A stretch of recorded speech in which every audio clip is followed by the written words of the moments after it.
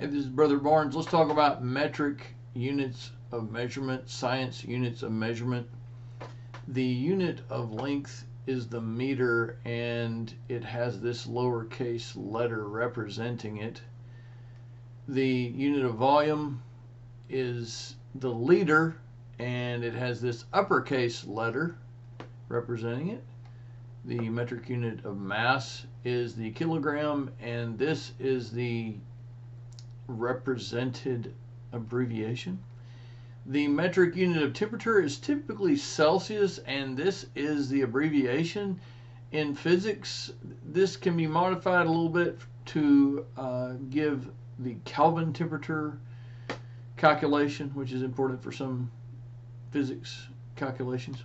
And then lastly, the metric unit of time is the second, and this is the lowercase representative.